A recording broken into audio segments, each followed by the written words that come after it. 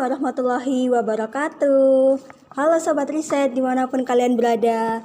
Senang sekali ya hari ini Alma bisa hadir kembali menyapa kalian di Podcast with Riset. Nah teman-teman, kali ini podcast kita mengusung tema IPK dan organisasi, dua hal utama yang penting bagi mahasiswa. Wah, gimana? Menarik sekali kan pastinya. Nah, di sini Alma tidak sendiri karena di sini sudah hadir bersama Alma Pak Medi Aginta Hidayat, SSMHI PhD, selaku dosen dari Prodi Sosiologi dan pembina dari UKMF Riset. Halo, selamat pagi Pak Medi. Selamat pagi. Oke, sebelumnya Alma mau mengucapkan terima kasih Pak karena Bapak sudah mau menyempatkan waktu untuk menemani Alma di sini mengisi podcast untuk teman-teman Sobat Riset itu. Ya.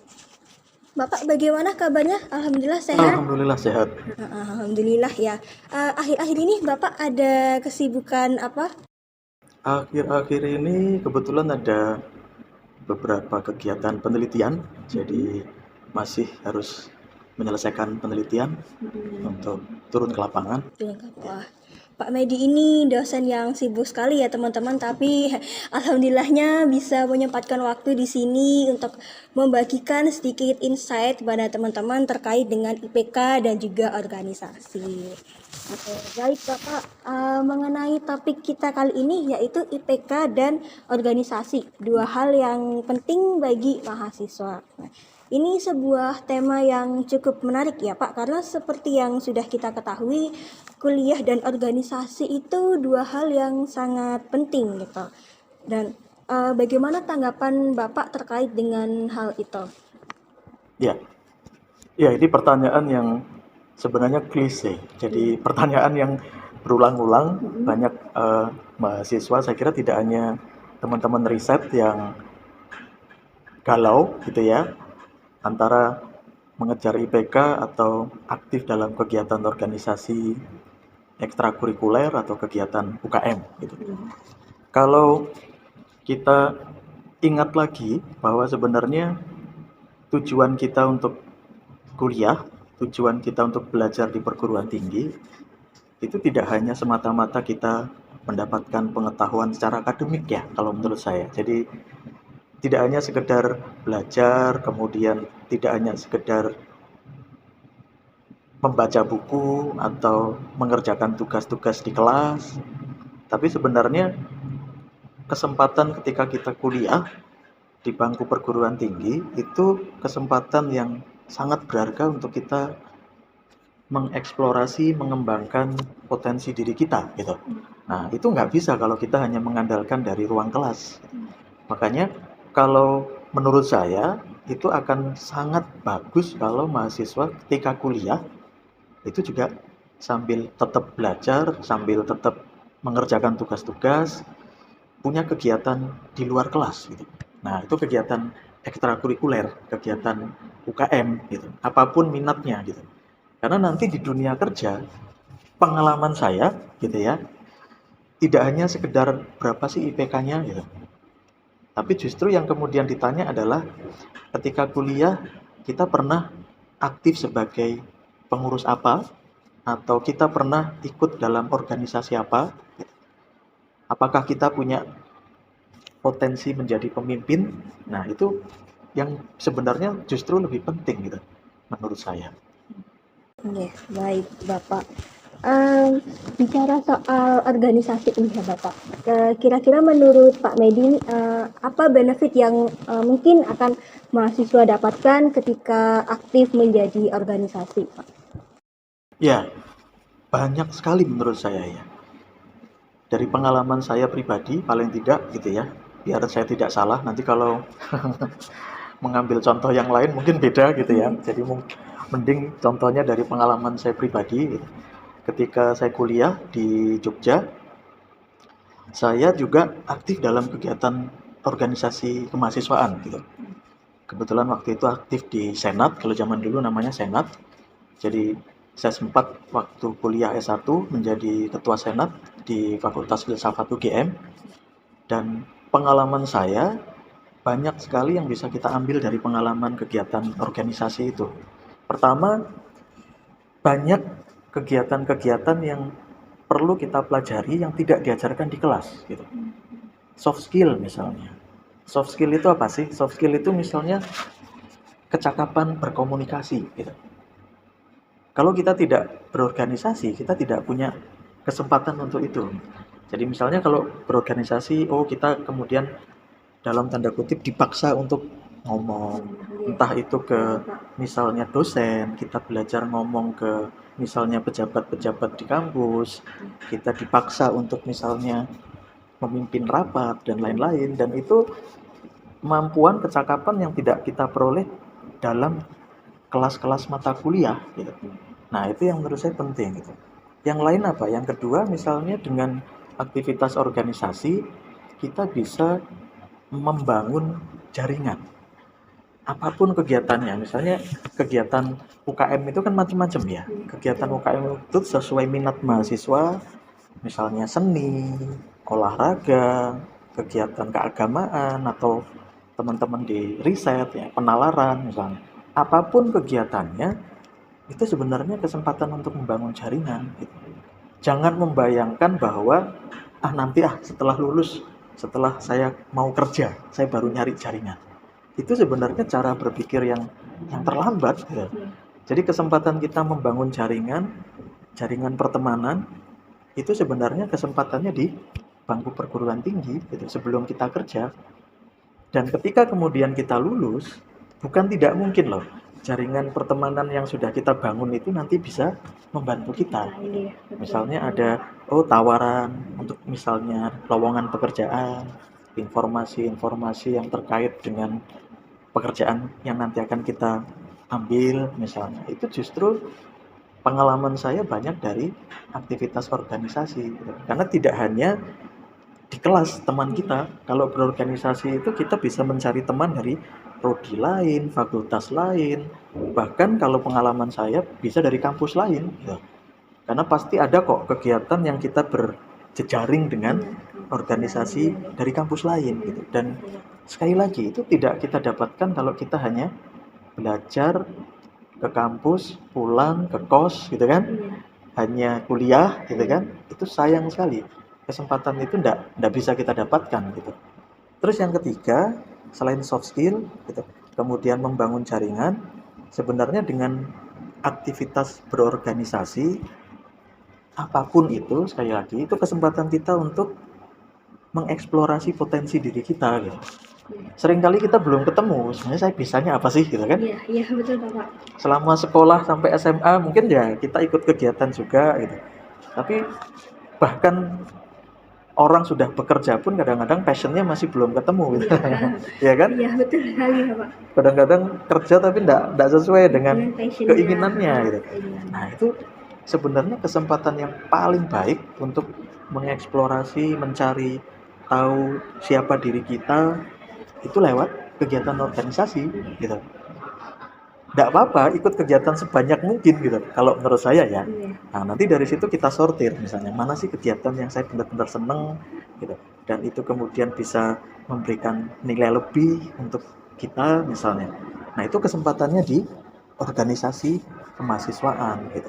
Sekali lagi tidak bisa ketemu kalau hanya di kelas gitu. Karena kalau di kelas ya kita belajar teori, kita belajar mata kuliah tertentu gitu kan. Tapi mengeksplorasi hal-hal di luar yang akademik itu juga penting gitu. Nah, itu menurut saya jadi sangat bermanfaat. Saran saya kalau memang betul-betul ingin mendapatkan manfaat terbesar di bangku kuliah, ya ikut kegiatan, aktif berorganisasi gitu. Saya kira itu.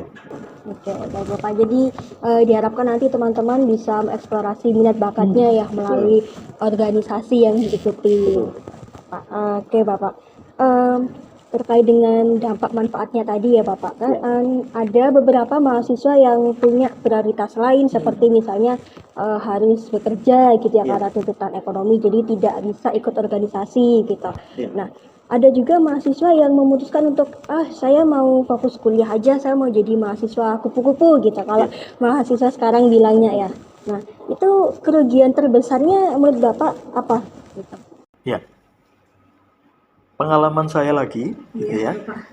Jadi ketika kita lulus dan kemudian apapun yang nanti akan kita ambil, ada pilihan untuk bekerja, ada pilihan untuk melanjutkan studi, atau mungkin pilihan ketiga mau menikah, gitu ya. Tapi jangan dulu lah. Nah, pilihan-pilihan setelah lulus itu sebenarnya idealnya itu sudah kita siapkan sebelum kita lulus, gitu. Saya sangat sering menyampaikan ke mahasiswa saya, terutama bimbingan saya, gitu. Jangan pengen cepet lulus. Tidak ada kelebihannya kalau kita cepat lulus, 3,5 tahun lulus, tapi kemudian ketika lulus kita belum tahu kita mau apa, kita mau kemana, gitu. Dan itu akan menjadi beban justru, gitu. Lulus 3,5 tahun itu sering dianggap hebat, ya kan, berprestasi. Kemudian misalnya cum laude, gitu. Oke, itu satu hal, gitu. Tapi kalau kita tidak menyiapkan, itu kemudian sekali lagi itu bebannya makin berat loh. Dianggap lulus cepat, dianggap berprestasi, tapi kemudian setelah lulus kok di rumah terus, gitu kan? Betul, Bapak. Kok tidak segera dapat pekerjaan padahal dianggap pinter, gitu kan? Nah, itu akan semakin membuat terbebani, gitu. Mungkin keluarga nanya, tetangga nanya, gitu kan? Oh, ini cepat lulusnya tapi kok belum dapat pekerjaan juga, gitu. Artinya apa? Sebenarnya bukan soal lulus cepatnya, gitu ya. Tapi yang lebih penting sebenarnya manfaatkan waktu di kampus itu untuk mempersiapkan. Nanti ketika kita lulus, itu kita mau apa, gitu. Jadi jangan cepat lulus, tapi siap lulus kalau saya. Jadi begitu kita lulus, kita udah punya planning. Dan planning ini, nah ini yang penting, tidak harus sama dengan teman kita. Tidak harus mengikuti teman kita yang kebanyakan. Misalnya kita planning, saya setelah lulus saya mau sekolah. Ya sudah, pegang itu. Misalnya ada teman kita yang, dia sudah kerja dan gajinya besar, saya kok masih sekolah, belum kerja misalnya. Jangan berpikir seperti itu. Kita tidak sedang berlomba kan? Jadi planning masing-masing itu beda-beda, jangan dibandingkan. Tapi begitu kita punya planning dan kemudian itu kita ikuti, insya Allah itu akan membawa kepuasan untuk kita, gitu. Karena ini yang pengen kita lakukan, gitu. Atau mungkin misalnya mau kerja, ya nggak apa-apa. Misalnya setelah lulus saya planningnya saya mau kerja, bukan sekolah misalnya. Silahkan. Tapi kemudian sekali lagi siapkan itu. Kebutuhan untuk nanti mau bekerja itu apa sih misalnya? Oh, kita mungkin perlu nambah kemampuan misalnya mengoperasikan komputer misalnya, program-program komputer misalnya, atau menambah kemampuan berbahasa asing misalnya. Itu penting sekali. Tapi sering yang saya lihat mahasiswa tidak memanfaatkan waktu di kampus itu untuk menambah kemampuan itu, gitu loh. Jadi begitu lulus baru sadar, wah iya ya saya nggak bisa bahasa Inggris. Atau begitu lulus baru sadar, wah iya ya saya nggak bisa Excel. Nah itu terlambat, gitu. Jadi pengalaman saya pun dulu waktu kuliah, kebetulan saya senang belajar bahasa, gitu ya, walaupun bukan dari bidang bahasa, dan saya sadar bahasa ini penting, gitu ya. Saya selama kuliah itu mencoba berbagai bahasa. Di Jogja kebetulan lumayan, ada banyak tempat kursus, gitu. Saya pernah belajar bahasa Perancis, bahasa Jerman, bahasa Jepang, bahasa Inggris, gitu. Itu saya coba, gitu. Ya mungkin yang nyantol tidak banyak, gitu. Karena emang sulit, gitu ya. Tapi kalau kita punya kesempatan, punya waktu, dan itu kita gunakan, gitu ya, itu sekali lagi akan sangat bermanfaat untuk nanti setelah lulus kita mau apa, gitu. Nah, jadi sekali lagi prioritas, silahkan membuat prioritas. Tapi prioritas itu betul-betul harus kita rencanakan. Jadi kalau kemudian misalnya, ada yang, saya pengen belajar aja lah, nggak usah ikut kegiatan, silahkan, gitu. Tapi nanti setelah itu mau apa? Misalnya kan, kalau mau cari beasiswa dan kemudian hanya mengandalkan IPK, tidak cukup. Nah itu yang teman-teman seringkali tidak memahami, gitu ya. Sadar akan hal itu. Betul. Karena nanti kalau mengajukan beasiswa sekolah, itu salah satu poin yang cukup penting adalah keterlibatan sosial, aktivitas di luar akademik itu penting. Kemudian potensi kepemimpinan itu penting gitu. Karena kebetulan saya S2 dan S3 juga dengan beasiswa, dan kemudian pengalaman berorganisasi itu sangat penting ketika kita mengajukan beasiswa. Pengalaman ketika mengajukan beasiswa itu kemudian kita akan ditanya aktivitas selama kuliah ngapain gitu. Nah, itu akan sangat penting. Jadi saya kira silakan membuat prioritas, tapi prioritas itu sesuaikan dengan rencana kita dan kemudian manfaatkan waktu di kampus, di perguruan tinggi, betul. Saya kira itu. Oke, baik Bapak. Jadi keterlibatan di organisasi itu ternyata penting sekali ya teman-teman, karena pada akhirnya nanti bisa menunjang kita bahkan sampai ke beasiswa juga Bapak. Oke, baik Bapak. Terkait dengan tema podcast kita kali ini yaitu IPK dan organisasi, dua hal yang penting bagi mahasiswa. Menurut Pak Medi, apa keterkaitan antara IPK dan juga organisasi Bapak? Ya, jadi kembali ke yang tadi sudah saya sampaikan. Jadi sebenarnya apapun yang kita lakukan itu seharusnya memang sudah kita rencanakan dan kita paham kenapa kita melakukan sesuatu gitu ya. Jadi kalau kemudian ada teman yang membuat prioritas, ya silahkan gitu. Itu hak setiap orang gitu kan. Tetapi kemudian pengalaman saya, kalau kita masih muda, masih ada kesempatan, ya, akan sangat baik apabila kemudian kita mengeksplorasi kesempatan, peluang-peluang belajar gitu ya. Walaupun mungkin itu bukan prioritas kita gitu. Karena tidak ada yang tahu gitu kan. Tidak ada yang tahu kemudian ke depan akan seperti apa, atau tidak ada yang tahu setelah lulus apa yang akan terjadi gitu kan. Jadi sebenarnya akan sangat baik apabila seimbang, artinya IPK kita kejar gitu ya, kuliah secara akademik kita maksimalkan, tetapi aktivitas organisasi apapun itu ya, minat kita gitu ya, kalau bisa manfaatkan semaksimal mungkin kesempatan itu. Jadi saya lulus S1 itu tidak cepat gitu ya. Mahasiswa zaman dulu lama-lama kuliahnya gitu ya. Tapi alhamdulillah masih terhitung normal gitu ya. Dan waktu itu dengan IPK yang cukup tinggi untuk ukuran saya gitu. Saya lulus S1 dengan IPK 3,75. Tapi dengan aktivitas organisasi yang jalan juga gitu. Jadi saya waktu itu juga aktif di Senat, kemudian aktif di kegiatan keagamaan di Jogja, itu di UGM ada namanya Jamaah Salahuddin, itu semacam UKM keislaman, dan itu sekali lagi bisa jalan kok dua-duanya gitu. Sebenarnya bukan tidak mungkin kita bisa melakukan dua hal ini kalau kita punya motivasi, punya planning, sekali lagi kita tahu setelah lulus kita mau apa gitu. Karena waktu itu memang planning saya mau kuliah gitu. Saya mau langsung sekolah. Jadi setelah lulus itu saya tidak kerja, saya langsung sekolah. Dan saya tahu tidak hanya IPK yang mereka butuhkan. Lembaga pemberi beasiswa itu juga akan melihat apakah nanti kalau anak ini saya beri beasiswa itu hanya untuk dia sendiri, tapi ada impact-nya enggak untuk lingkungan, untuk masyarakat misalnya. Dan itu dilihat dari mana? Dari aktivitas organisasi, bahwa kita tidak egois gitu loh, bahwa kita tidak individualis gitu kan, cuma belajar mikirin diri sendiri gitu kan. Nah, dalam kesempatan ketika kita sudah ikut aktivitas organisasi, itu diandaikan kita punya kemampuan memikirkan dunia di luar diri kita gitu. Entah itu misalnya aktivitas sosial, atau misalnya melakukan kegiatan seperti teman-teman riset misalnya, penelitian misalnya.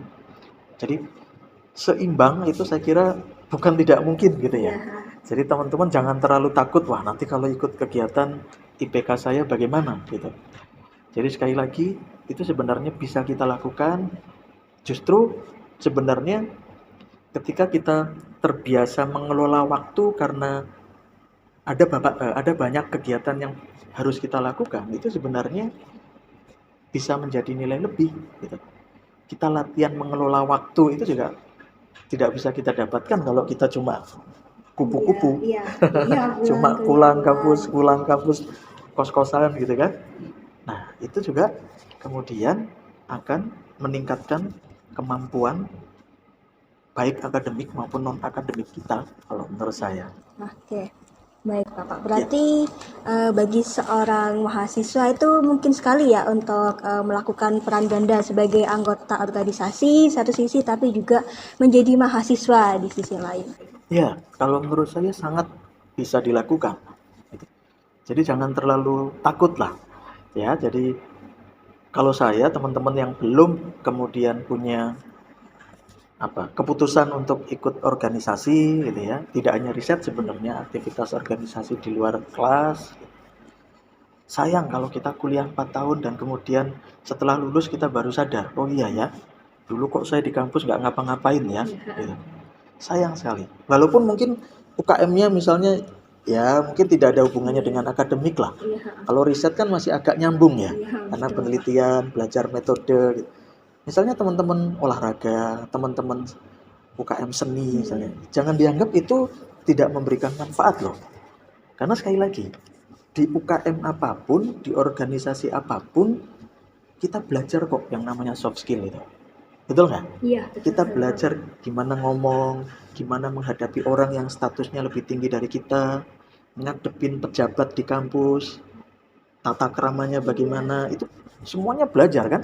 Iya. Jadi UKM apapun, teman-teman seni misalnya, olahraga misalnya, mereka kan harus mengadakan kegiatan, betul nggak? Iya, betul. Bagaimana mengatur kegiatan, mengelola tim, itu semuanya soft skill, gitu. Jadi tidak apa-apa ikut kegiatan yang kita seneng aja untuk apa? Fun aja tidak apa-apa. Iya, Jadi tidak harus yang ikut kegiatan yang harus sepaneng gitu kan. Jangan dibayangkan seperti itu. Jadi ikut kegiatan yang pertama kita suka dulu aja. Nah, nanti dari situ kita akan dapat tadi kecakapan-kecakapan lain yang di kelas sekali lagi tidak kita dapatkan gitu. Saya kira itu. Oke, baik Bapak. Ini juga jadi salah satu keluhan dari teman-teman yang punya peran ganda, jadi mahasiswa dan juga jadi anggota organisasi gitu, terkait dengan time management gitu.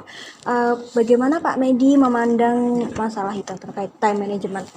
Ya, saya ingat saya pernah baca buku ya, dan salah satu yang menurut saya menarik adalah terkait dengan time management, manajemen waktu, bahwa orang yang terbiasa sibuk dan kemudian dia banyak kegiatan, itu sebenarnya jauh lebih baik dibanding orang yang tidak punya kegiatan dan dia tidak terbiasa mengatur waktu. Jadi gampangnya kalau misalnya saya harus memberi tugas ke seseorang, saya akan lebih senang ngasih ke yang dia sudah banyak kegiatan, yang dia sudah terbiasa mengatur waktu. Karena itu membuktikan kalau kemudian dia mampu menjalankan tanggung jawabnya gitu ya, dan dia berhasil walaupun mungkin kegiatannya sudah banyak, daripada yang dia tidak punya kegiatan apapun, tidak aktif di kegiatan non kampus, non kelas gitu ya, tapi kemudian tidak ada hasil apapun yang dia bisa tunjukkan gitu. Nah, ini malah justru menurut saya agak sayang gitu kalau kemudian tidak memanfaatkan sekali lagi kesempatan belajar di kampus gitu, belajar memanage waktu di kampus gitu. Jadi manajemen waktu itu sebenarnya perlu diajarkan memang. Dan di kelas itu kita tidak dapat materi manajemen waktu gitu. Akhirnya kita harus belajar sendiri bagaimana mengelola waktu, bagaimana kita bisa memanfaatkan waktu yang sebenarnya semuanya sama kan, 24 jam kan. Tapi 24 jamnya sama, tapi ada teman kita yang produktif misalnya kan, yang aktif, tapi ada yang merasa waktunya kurang terus misalnya. Nah, sayangnya di kampus kita tidak ada. Jadi mestinya mahasiswa semester baru itu harusnya ada salah satu materi misalnya untuk ormaba, itu misalnya bagaimana kita mengelola waktu dan kemudian bagaimana kita belajar di perguruan tinggi gitu. Karena memang agak beda kalau kita bandingkan dengan di sekolah menengah misalnya di SMA atau di SMP gitu ya. Saya tidak tahu, tapi sepertinya itu masih belum banyak disampaikan gitu. Pengalaman saya pribadi, sebenarnya ada banyak metode untuk kita bisa mengelola waktu dengan baik. Dan sekarang sudah eranya handphone, eranya digital gitu kan. Sebenarnya ada banyak aplikasi yang bisa kita manfaatkan untuk mengelola waktu misalnya. Nah, itu harusnya kita gunakan semaksimal mungkin gitu. Saya pun di handphone saya itu ada aplikasi namanya Todoist, dan aplikasi itu saya gunakan memang untuk mengatur gitu, mengatur kegiatan gitu. Jadi misalnya saya punya kegiatan apapun itu selalu saya input di situ, saya tulis di situ gitu. Jadi dalam satu hari saya sudah tahu saya mau apa, jam berapa, dengan siapa, itu saya sudah tahu gitu. Dan kemudian kalau ada kegiatan-kegiatan yang perlu saya prioritaskan, saya blok biasanya. Saya blok jam sekian sampai jam sekian, misalnya saya harus menyelesaikan misalnya laporan penelitian misalnya. Ya jam sekian sampai sekian saya tidak boleh ada kegiatan, harus berani mengatakan tidak gitu kan. Diajak teman ngopi ya jangan gitu, atau diajak teman ke warkop ya jangan gitu. Karena kita sudah tahu kita mau apa gitu. Nah, dengan cara seperti ini, pengalaman saya, kita bisa betul-betul produktif dalam arti ada sesuatu yang bisa kita hasilkan dari kegiatan kita gitu. Coba misalnya tanya teman kita, 2 minggu yang akan datang kamu tahu mau ngapain? Banyak kok yang nggak ngerti, banyak yang bingung. Ya, itu 2 minggu yang akan datang gitu. Kalau saya sudah tahu gitu. Nah, dengan cara seperti itu sebenarnya sekali lagi kita sudah bisa memanfaatkan waktu dengan baik dengan handphone tadi, dengan aplikasi tadi gitu. Atau kalau nggak punya aplikasi pakai kertas coretan gitu kan. Selembar kertas, saya zaman dulu seperti itu. Selalu saya kantongi, jadi ada selembar kertas yang itu saya tulis untuk kegiatan sehari-hari saya kantongi gitu. Tapi sekarang mungkin ya sudah pakai handphone lah ya. Ada semua kan, Android kan sudah banyak yang bisa pakai aplikasi gitu. Dan manajemen waktu itu harus kita latih ya. Karena kalau nggak kita latih ya kita menjalani hari-hari kita tuh ngalir. Kita cuma ngikut apa yang diatur oleh orang lain gitu. Jadi ada satu ungkapan yang saya senang gitu. Kalau kita tidak punya rencana untuk masa depan kita, nanti kita akan mengikuti rencana yang sudah dibuat orang lain. Jadi kita cuma ngikut orang lain aja gitu. Padahal itu sebenarnya bukan rencana kita gitu kan. Sayang gitu waktu kita gitu. Jadi kalau bisa ya kita harus punya sendiri gitu. Jangan cuma sekedar hari ini kuliah ya sudahlah kuliah. Nanti setelah kuliah diajak temennya ngopi ya sudahlah ngopi. Kenapa kok ikut? Karena dia nggak punya planning. Dia nggak punya rencana. Padahal sebenarnya kalau kita punya rencana, dan rencana itu kan goalnya kan tujuan kita akhirnya apa gitu kan. Oh mau IP-nya tinggi misalnya, ya nggak apa-apa. Tapi kemudian dari situ kita bisa atur. Oh berarti saya harus belajar berapa jam sehari misalnya. Nah kalau itu nggak kita atur, itu lewat semua nanti. Tiba-tiba lulus gitu kan. Terbuang sia-sia. Iya betul. Nanti nggak kerasa 4 tahun lulus itu loh, kok sudah lulus. Nah menurut saya seperti itu. Oke, baik Bapak. Selain masalah waktu ya, yang paling banyak dikeluhkan mahasiswa itu ketika ikut organisasi adalah prioritas gitu. Bagaimana kita harus memprioritaskan sesuatu hal gitu. Kalau menurut Pak Medi, bagaimana Bapak memandang terkait dengan prioritas itu? Ya. Sebagai mahasiswa saya kira tugas utama tetap belajar ya.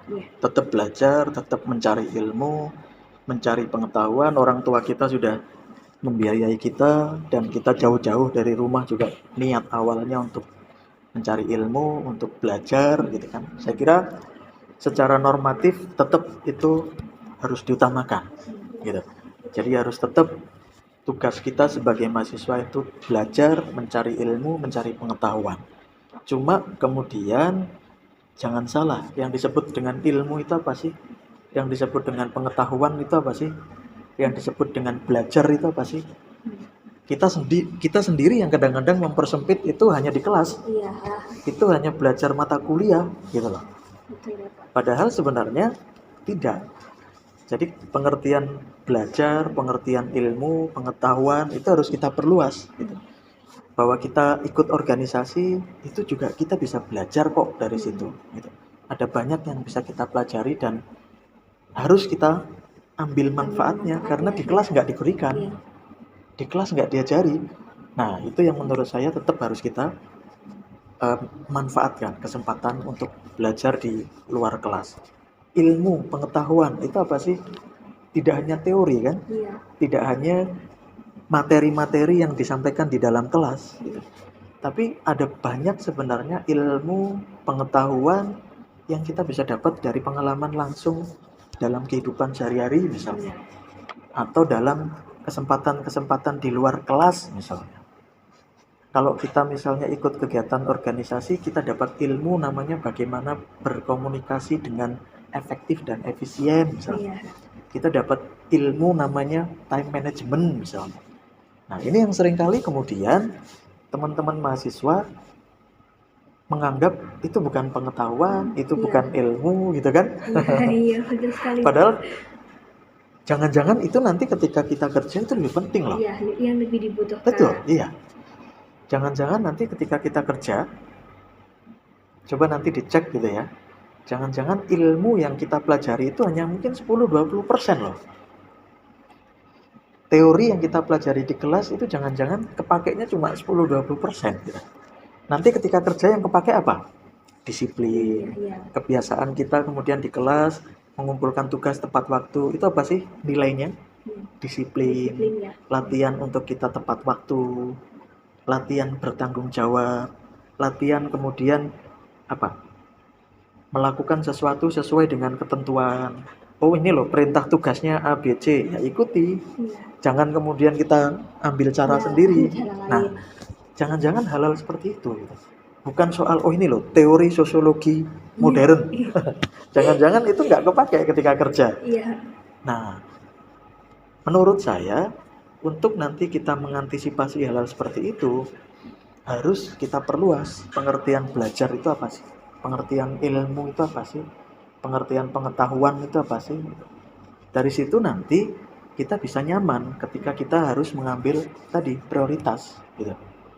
Jadi yang namanya kuliah, mencari ilmu, belajar, ya perluas juga. Jangan hanya di dalam kelas gitu. Iya. Nah, menurut saya itu. Ya, berarti ilmu itu bisa diambil dari mana aja ya Bapak? Betul. Tidak hanya dari ruang kelas, tapi ketika kita praktek langsung di lapangan atau bahkan kita ikut organisasi itu kita juga nantinya akan dapat ilmu. Iya. Oke, baik Bapak. Masalah ketiga nih Bapak yang sering juga dikeluhkan tuh terkait dengan fokus gitu, karena banyak mahasiswa yang sudah kuliah gitu ya, ketika dapat tugas dari dosen sudah banyak, terus Ya. kemudian ikut organisasi ada beban lagi yang nambah, akhirnya makin banyak pikiran, makin susah untuk fokus gitu. Ya. Bagaimana Pak Medi memandang masalah fokus ini? Ya. Saya kira mahasiswa harus berani mengambil resiko ya. Iya. Itu juga sebenarnya latihan yang sangat penting ya. Jadi kesempatan kita belajar mengambil resiko itu manfaatkan ketika masih muda. Iya, betul. Nanti kalau sudah keburu tua, itu kita semakin takut mengambil resiko. Gitu. Karena kalau teman-teman masih muda, belum banyak yang harus dipertaruhkan, gitu kan? Anda mengambil resiko itu tidak terlalu sakit gitu. Kalau misalnya kemudian kita harus jatuh atau kita harus gagal lah, katakan seperti itu. Walaupun saya tidak percaya kegagalan itu nggak ada. Gitu. Itu kita proses, kita diberikan pelajaran. Iya. Jadi kalau saya semakin kita berani mengambil resiko mumpung masih muda, masih di bangku kuliah, belum kerja, gitu kan, itu akan baik-baik saja, gitu. Jadi misalnya, yang paling ekstrim misalnya lah, Anda ikut kegiatan ekstrakurikuler organisasi terlalu semangat di sana dan kemudian lupa IPK-nya jatuh. Dan itu kemudian sakit, gitu kan? Sakit. Dan kemudian mungkin orang tua marah, gitu kan? Iya. Tapi apakah itu tidak bisa kita perbaiki? Bisa, gitu loh. Dan itu sebenarnya sekali lagi yang harus berani diambil oleh teman-teman mahasiswa. Jangan terlalu bermain aman gitu loh. Karena kesempatan untuk kita belajar merasakan, oh ini loh tanggung jawab besar, oh ini loh nanti ada resikonya. Dan kemudian ketika kita mengelola resiko itu seperti apa, itu kesempatannya di bangku kuliah juga gitu. Karena sekali lagi, kalau nilai IPK jatuh bisa diperbaiki nggak? Bisa. Saya pun ketika kuliah itu mengulang mata kuliah sering sekali. Jadi bukan kemudian sekali lulus, enggak gitu. Zaman dulu kuliah mengulang itu sering sekali, mahasiswa mahasiswa zaman dahulu kala, dan mengulang itu sesuatu yang wajar gitu. Ini yang beberapa mahasiswa yang ada di kelas saya itu sepertinya seolah-olah menganggap mengulang mata kuliah itu sesuatu yang tabu ya, yang haram ya. Oh, ini dianggap mahasiswa yang bodoh ya. Padahal enggak gitu. Saya bahkan mata kuliah dengan nilai B pun saya ulang gitu. Dan ketika saya lulus saya nggak ada nilai C. Kenapa? Ya saya sudah siap bahwa nanti saya pengen sekolah, saya harus punya IPK yang cukup baik, dan kemudian kalau bisa tidak ada C-nya gitu. Dan itu saya lakukan. Jadi saya mengulang mata kuliah itu sering, bukan sesuatu yang haram.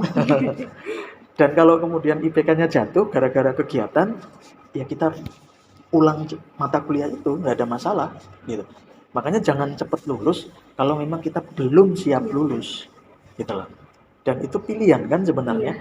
Maksudnya mahasiswa punya pilihan. Apakah kemudian misalnya mau lulus tapi kemudian kita belum siap, apa kita mundur dulu mungkin 1 semester 2 semester, tapi sekali lagi kita siap setelah kerja, kita tahu apa yang mau kita lakukan gitu. Kalau menurut saya seperti itu. Jadi fokus itu tergantung dari pilihan kita gitu. Jangan takut ambil resiko. Ya, ini saya mau bertanya Bapak, kan Bapak dulu di masa kuliah itu ikut berbagai organisasi gitu ya Pak ya. Cara biar fokus gitu, ketika organisasi saya harus fokus di organisasi gitu, ketika kuliah dengar penjelasan dari dosen saya harus fokus kuliah gitu. Karena kan kadang ada mahasiswa yang pikirannya kemana-mana gitu, di organisasi dia mikirnya kuliah gitu, ketika kuliah kepikirannya tentang organisasinya gitu. Nah, kalau Pak Medi dulu cara mengatasinya bagaimana? Mungkin tadi jawabannya ya, kita harus belajar untuk time management dengan baik gitu ya. Jadi melakukan sesuatu itu sesuai dengan apa yang sudah kita rencanakan. Akan sangat baik sekali kalau teman-teman mahasiswa itu membiasakan sudah tahu apa yang mau dilakukan pada hari ini, besok misalnya, dan itu kita tulis. Nah itu kata kuncinya, harus ditulis. Kalau kita cuma membayangkan, oh hari ini saya jam sekian mau ke sini, oh nanti jam sekian saya mau ngapain, saya yakin itu tidak akan kita lakukan, tidak efektif. Dan sekarang sekali lagi ada aplikasi-aplikasi manajemen waktu yang sangat membantu. Itu bisa kita tulis, itu bisa kita beri reminder. Misalnya kita pengen, oh nanti bunyi kalau misalnya saya harus melakukan ini misalnya. Oh nanti dia akan ngasih tahu misalnya apa yang harus dilakukan. Itu beberapa aplikasi bisa kita set seperti itu. Nah, kita bisa misalnya melakukan aktivitas yang terkait dengan tugas-tugas perkuliahan itu dari aplikasi yang sudah kita miliki itu. Kita harus menyiapkan. Jadi misalnya malam ini saya akan mengerjakan tugas mata kuliah A misalnya, jam 6 sampai jam 9 misalnya. Ya sudah, harus diblok. Harus itu disiapkan. Jangan kemudian mau menerima tawaran apapun untuk melakukan yang lain. Baik itu misalnya hanya untuk senang-senang ke kafe misalnya, atau misalnya kegiatan organisasi gitu. Atau sebaliknya, kalau memang kita ada tugas organisasi, harus kita siapkan. Misalnya, oh nanti jam sekian sampai jam sekian saya mau mengerjakan, oh ini membuat proposal kegiatan. Misalnya, oke 2 jam selesai, kita blok gitu. Jangan berpikir tentang tugas kuliah. Jangan berpikir tentang tawaran teman untuk minum es krim di di Missway misalnya. Kalau kita tidak merencanakan itu, sekali lagi ya tidak ada yang mengingatkan kita, tidak ada yang kemudian membuat kita harus melakukan. Disiplin itu apa sih? Disiplin itu sebenarnya kita mau dengan sendirinya, tidak ada yang memerintah, tidak ada yang mengatur, melakukan sesuatu yang mungkin kita nggak senang juga gitu. Nah, disiplin itu latihannya dari melakukan time management dengan baik tadi. Mungkin awalnya berat, tapi lama-lama kita akan terbiasa sebenarnya. Nah, kalau tidak ditulis, sekali lagi kata kuncinya itu ditulis. Kalau tidak ditulis, itu tidak ada yang mengingatkan dan godaan untuk kita overthinking, godaan untuk multitasking itu besar sekali, gampang sekali. Nah, itu yang menurut saya mungkin bisa dicoba ya. Jadi betul-betul latihan manajemen waktu dengan baik, dan kemudian sekali lagi rencanakan apa yang akan kita lakukan, apapun itu gitu. Saya kira itu. Baik, Bapak. Saya juga mau bertanya, Bapak, Ya. terkait dengan tema kita kali ini ya, IPK dan organisasi gitu. Seperti yang sudah kita tahu, di organisasi itu ada struktur kepengurusannya tersendiri gitu ya, mulai dari ketua, kemudian ada sekretaris, bendahara, kemudian ada kepala dari departemen, ada anggotanya juga gitu. Ya.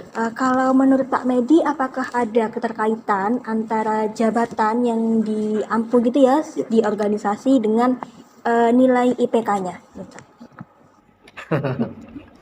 Apakah ada relasinya gitu ya? Ada relasinya. Logikanya semakin besar tanggung jawab, ya memang berarti tugasnya juga semakin besar, tugasnya semakin berat.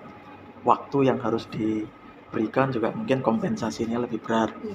Seorang ketua organisasi ya pasti beda dengan hanya sekedar anggota, gitu kan? Tapi di balik itu sebenarnya keberanian untuk menerima tantangan, keberanian untuk menerima tanggung jawab, itu imbalannya juga besar gitu. Ketika kita mau menerima misalnya tanggung jawab jabatan menjadi ketua, itu apa yang kita pelajari juga makin banyak. Betul nggak? Iya, betul. Kalau kita cuma jadi anggota, kira-kira ada nggak kesempatan ketemu rektor? Ya, Mungkin sedikit, kecil. Tapi kalau kita sebagai ketua dan kemudian kita membawa nama organisasi, kesempatan untuk kita, ya salah satu contoh lah, kita kesempatan bagaimana ketemu dengan pejabat kampus, ketemu dengan orang yang mungkin statusnya lebih tinggi dari kita, bagaimana kita membawa diri, ketemu rektor, itu kesempatannya kalau kita jadi ketua lebih besar. Dan artinya apa? Kesempatan untuk belajar itu juga lebih besar. Dan itu tidak kita dapatkan kalau kita hanya, ya tadi contoh misalnya hanya sebagai anggota. Jadi memegang jabatan-jabatan di organisasi itu itu secara personal itu sangat bermanfaat, membantu kita untuk punya keterlibatan dan kita bisa belajar. Yang kedua, dari pengalaman saya, kalau nanti Anda mau bekerja setelah lulus atau Anda mau cari beasiswa setelah lulus, jabatan keterlibatan sebagai pengurus itu menjadi poin penting. Ya. Jadi kalau nanti misalnya kita diwawancarai ketika kerja atau ketika wawancara beasiswa, itu tidak sekedar Anda aktif organisasi enggak waktu kuliah, enggak. Tapi waktu organisasi Anda menjabat apa? Nah, itu menjadi poin yang sangat penting. Karena kebetulan saya juga ada pengalaman beberapa tahun terakhir menjadi salah satu pewawancara, interviewer untuk teman-teman yang mau mengambil beasiswa Fulbright ke Amerika untuk yang S2 dan S3 gitu. Dan sekali lagi sebagai pewawancara itu kita ditugaskan untuk mengambil poin tadi. Ini potensi kepemimpinannya ada nggak? Nanti kalau sudah kita beri beasiswa, dia jangan-jangan individualis cuma mikir karirnya sendiri. Uang saya hilang gitu, sebagai pemberi beasiswa kan? Tidak ingin seperti itu. Pemberi beasiswa akan melihat nanti kalau ini saya kasih uang untuk sekolah, setelah pulang dia impact-nya ada nggak buat masyarakat? Dan impact itu bisa kita lihat dari track record selama kuliah. Dia punya kepedulian terhadap orang lain, dia tidak egois, cuma mikirin dirinya sendiri. Oh, dia ikut organisasi, menjabat sebagai ketua misalnya, itu poinnya tinggi gitu.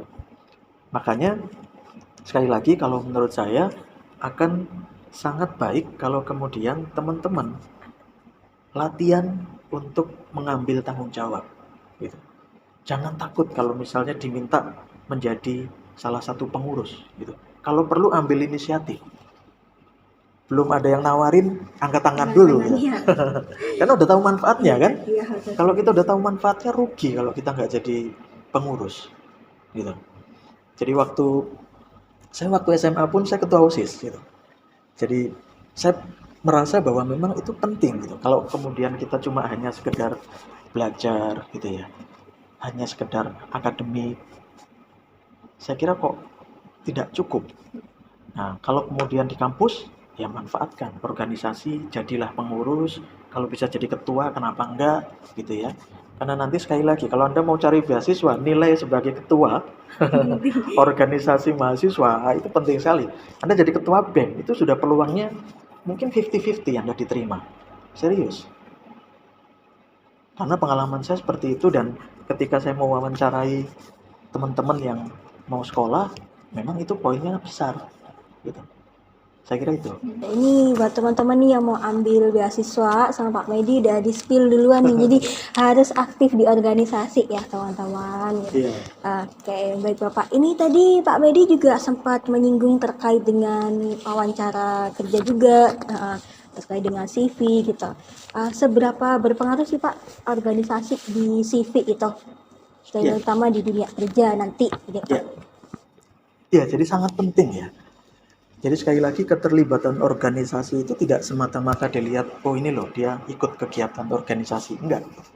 Tapi orang-orang SDM ya di bagian HRD itu, Human and Resource Development itu yang mengurusi wawancara ketika kita mau bekerja, itu mereka sudah paham.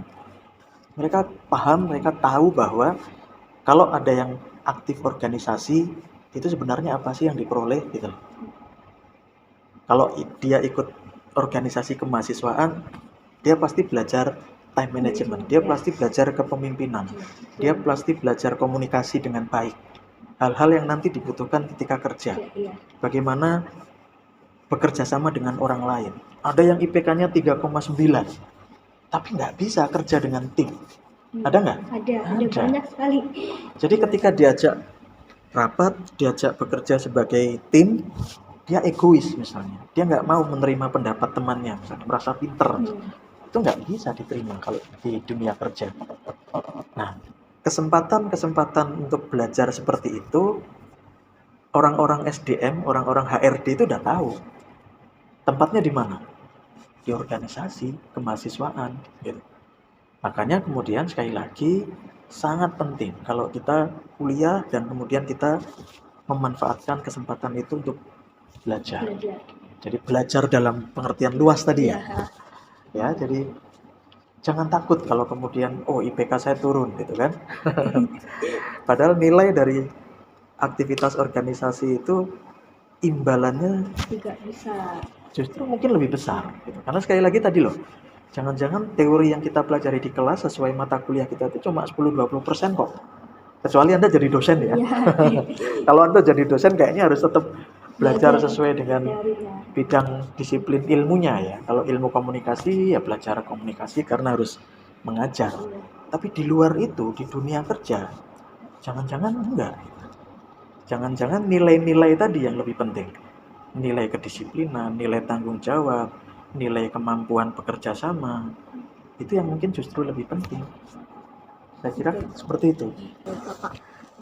Pertanyaan terakhir ini Bapak, ada mungkin kata-kata yang mungkin mau Bapak sampaikan kepada anggota aktif UKMF Riset untuk terus aktif dan berpartisipasi di setiap kegiatan UKMF Riset nantinya gitu.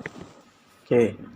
Untuk teman-teman, terutama teman-teman baru mungkin ya, teman-teman anggota atau calon anggota UKMF yang baru, pesan saya sekali lagi dari tadi yang kita sampaikan, jangan takut untuk ikut kegiatan organisasi gitu. Jadi UKMF Riset ini sebenarnya menurut saya salah satu UKM yang cukup baik karena linear dengan kegiatan-kegiatan akademik sebenarnya kan. Betul sekali, Pak. Jadi yang passionnya gitu ya, yang seneng baca, yang seneng nulis, yang seneng belajar sesuatu yang baru gitu kan. Jadi riset itu kan sebenarnya penelitian dan penalaran gitu, tidak hanya sekedar penelitian, tapi misalnya seneng diskusi. Nah, itu sebenarnya akan sangat baik karena menunjang kegiatan-kegiatan perkuliahan sebenarnya. Kita belajar metode itu kan diajarkan di kelas kan. Iya. Nah, jadi sebenarnya menurut saya itu relatif ideal gitu. Jadi kegiatan yang sebenarnya di luar kelas, kegiatan organisasi gitu ya, tapi nyambung dengan kebutuhan di kelas. Iya. Jadi bisa, menurut saya bisa mendukung kebutuhan akademik kita juga Iya. dibanding kegiatan-kegiatan UKM yang lain misalnya ya. Saya tidak kemudian merendahkan Iya. teman-teman yang lain ya. Iya. Tapi kalau kita lihat sebenarnya idealnya teman-teman UKM Riset ini nyambung dengan kebutuhan akademik gitu. Bahkan misalnya kalau teman-teman misalnya aktif di riset dan kemudian mau memanfaatkan, itu ada kegiatan tahunan dari Kemendikbud namanya Program Kreativitas Mahasiswa kan, Iya. PKM. Dan PKM itu nyambungnya kalau menurut saya di UKM Riset Iya. itu sangat ideal gitu. Jadi teman-teman riset bisa belajar dan kemudian bisa latihan untuk ikut mengirimkan proposal misalnya, dan kalau menang PKM itu nilainya besar sekali. Bahkan di beberapa kampus itu disetarakan dengan skripsi. Iya. Itu menggantikan, bisa dikonversi sebagai skripsi. Ada yang dapat imbalan uang juga. Iya, iya betul. Di kampus-kampus lain itu berlomba-lomba gitu. Nah, kalau teman-teman riset mau memanfaatkan itu sekali lagi ideal gitu. Ya, jadi jangan takut berkegiatan, jangan takut beraktivitas di organisasi, jangan takut IPK-nya turun gitu ya. Karena itu sekali lagi itu bisa kita perbaiki gitu ya. Dan kesempatan-kesempatan belajar dalam pengertian yang luas tadi itu tidak bisa kita lakukan lagi setelah kita lulus gitu. Jadi manfaatkan kesempatan senyampang masih kuliah. Saya kira itu. Terima kasih Pak Medi. Ini tadi kata-katanya sangat memotivasi banget ya teman-teman. Jadi jangan takut ya, manfaatkan waktu yang kalian punya dengan baik selama kuliah, karena waktu itu tidak akan datang dua kali, kesempatan tidak akan dua kali gitu.